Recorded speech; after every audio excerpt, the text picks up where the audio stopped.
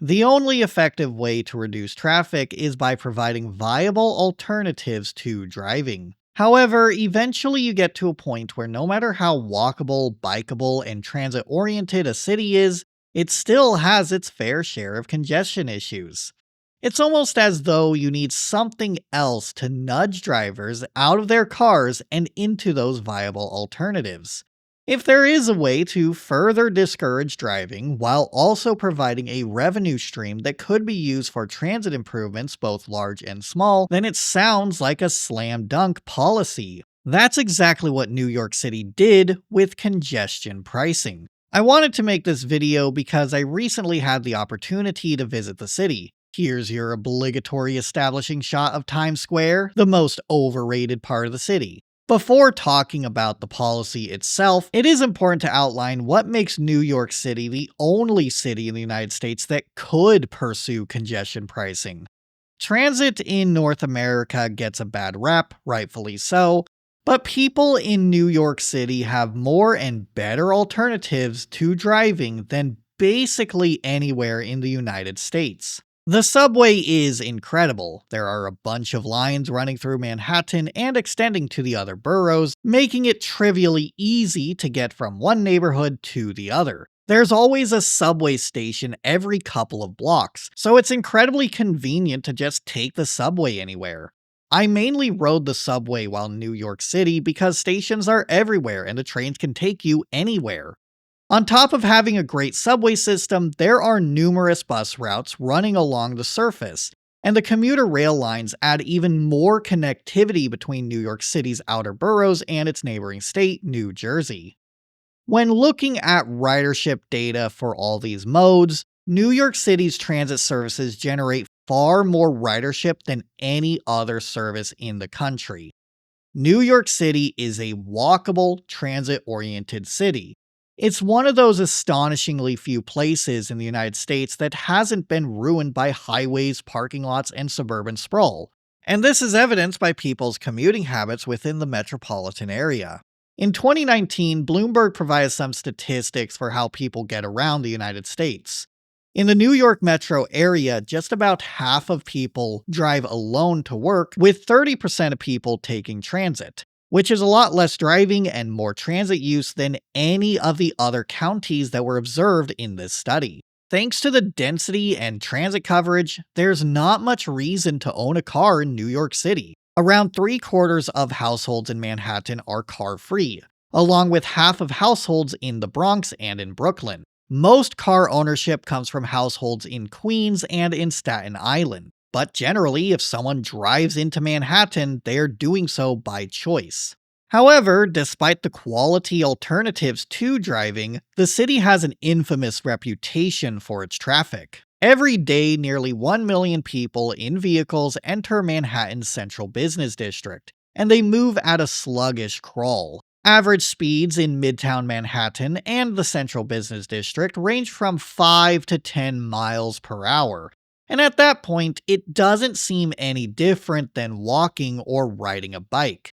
According to Intrix's global traffic scorecard, New York City has the second worst traffic in the world, beaten only by Istanbul, not Constantinople.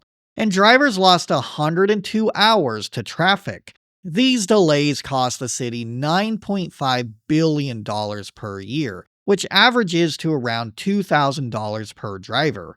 In recent years, the traffic has only been getting worse. Since 2021, the average speed of vehicles through Midtown Manhattan has slowed down.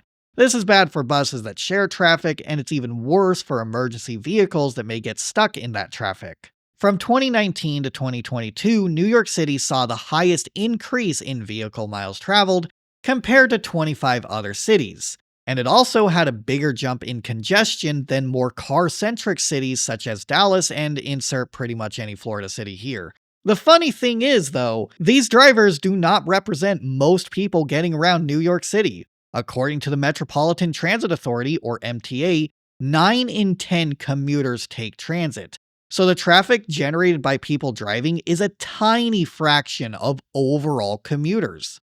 Additionally, a vast majority of people who drive into the central business district have access to alternatives, be it commuter rail, the subway system, or express buses. One would think the traffic itself would deter more people from driving into New York City, but this is an example of modal preference in action. Some people love riding their bike or scooter so much that they will ride it regardless of the rain. And some people like driving so much that they will insist on doing that no matter the congestion or the alternatives. This is where congestion pricing comes in. The way it works is Manhattan is declared a congestion relief zone with the exclusion of the boulevards that wrap around the peninsula and anywhere north of 60th Street. It functions in basically the same manner as a toll road. When someone enters the congestion relief zone, cameras scan the plates, and the driver is charged a varying fee depending on the vehicle type. Generally, it's going to be $9 per driver, and it will increase in phases until reaching $15 per day in 2031. This is exciting because globally, congestion pricing is a rare policy for any city to pursue. The data New York City collects will provide valuable insights on the benefits of this policy, and it will function as a more local example we can pull from. One benefit is better transit. The MTA estimates congestion relief toll zone revenue will fund $15 billion in capital improvements to the transit network. As great as the New York subway is, it's also old. The legacy systems that have been around for decades are antiquated and are due for a refresh. About 85% of New York City's subway system operates with an analog signal system comprised of levers that must be manually operated. The modern-day approach is a communications-based train control or CBTC, which is an automated signal system. By upgrading to CBTC, the MTA will improve reliability, reduce delays, and open the possibility of increasing train service in the future. CBTC basically allows the MTA to run trains closer together, meaning higher frequency than what the antiquated signal system currently allows. This is something that will be funded with congestion pricing. There are also plenty of stations that were constructed before the American Disabilities Act even existed, and they remain inaccessible for people who are unable to walk up and down stairs. To further improve the rider experience, congestion pricing tolls will fund accessibility improvements such as ramps and elevators to make it easier to enter the platform level. The MTA is also working to replace station platforms and waiting areas. They are also planning on upgrading the train fleet. As someone who lives in Seattle, I found there were some things Link Light Rail does better than New York City's subway. When riding Link, there's an automated intercom that says stuff like, "This is the 2 line to Linwood City Center. Next stop, Mercer Island. Doors to my left." And there's a sign within the train that clearly shows where it is heading. When riding New York subway, that announcement was made by the train conductor, and I could never understand what they were saying. I had to rely on looking out the subway window to read the signage outside the train.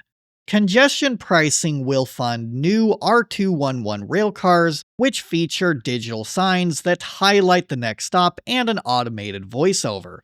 These features will make it a lot easier for new riders to learn and follow the train's route. Just to be clear, there are some R211 rail cars in operation, but based on my experience, there are still plenty of the older cars that do not have these features. Other infrastructure improvements include track upgrades, bridge repair, and renewing and repairing power facilities. Arguably, the most exciting transit project that will be funded through congestion pricing is the 2nd Avenue extension. This project will take the Q line and extend it further up, adding 3 more stations at 106th Street, 116th Street, and 125th Street. This will provide a 1-seat ride from East Harlem to the Upper East Side, West Midtown, and Coney Island, shortening travel times by up to 20 minutes. This project has been a long time coming, and it is expected to be completed by 2032. The revenue generated through congestion pricing means a better New York subway for all current and future riders. But it isn't just about funding the MTA. It's also about reducing traffic, which is important because there are numerous benefits to having fewer cars in the city center. $9 for the typical commuter is enough to get some people to stop driving. From January to July, the MTA observed there was a 10 to 15% decrease in the number of vehicles entering Manhattan's central business district. On September 9th, city officials reported that 17.6 million fewer vehicles have entered Manhattan since congestion pricing began. These trips aren't disappearing, they are being absorbed by alternatives. There has been a 7% increase in subway ridership, a 12% increase in bus ridership, and a 6 to 8% increase in commuter rail ridership. People are even walking more. The number of pedestrians in the congestion relief zone has increased by 8.4%. The cars don't just exist in lower Manhattan. They drive in from other boroughs. So if trips are being eliminated, it improves traffic flow outside of the central business district. Data from Waze indicates delays from traffic jams are down by 25% in the central business district and by 9% across the whole metropolitan region. Rush hour delays at the Holland Tunnel have declined by 65% at the start of the program, and it is estimated that commuters are saving 21 minutes on an average trip. Speeding up the traffic also helps buses, emergency vehicles, and commercial vehicles. The time saved from congestion pricing allows businesses to make deliveries at a lower cost, and the increased foot traffic means there are more potential customers passing by. Broadway show attendance was up 19% in January and February compared to the same time last year. Restaurant reservations in the central business district rose by 5% from January to mid-March. Retail sales are up, and it overall looks like congestion pricing has been great for business. When it comes to public safety, crashes in the congestion zone were down 14% and injuries were down 15%. With less traffic running through the city, there are fewer traffic violations, fewer accidents, fewer irritable drivers, and a safer, calmer traffic flow. This is just what can be observed within the first year. None of these improvements should be too surprising for people who follow urbanist content on YouTube, though. Cars suck for cities and for other drivers. Ironically, the best cities for drivers are the ones that discourage driving through it, while the worst cities for driving are the ones that are exclusively built for the car. There is also a fun statistic that sort of says it all. Honking and vehicle noise complaints in the congestion pricing zone have declined by 45%. Excessive honking is driven by traffic. Someone honks at a driver, tell them to get moving, and this may begin a honking war where they just honk back and forth. Less honking suggests there are fewer reasons to honk, and driving has gotten better for the remaining people who still insist on driving. Going forward, the city must use this momentum to further rethink its street grid. When fewer people are driving and parking in a city center, then maybe that parking space could be used for bus-only lanes, bike lanes, wider sidewalks, outdoor seating, or fully pedestrianized streets. Bus-only lanes would especially be helpful because, as great as New York City's subway is, the surface-running buses are lagging behind. An analysis from New York City's comptroller, Brad Lander, found most buses aren't providing fast or reliable service. They often aren't arriving at stops on time, and they run at speeds significantly below average.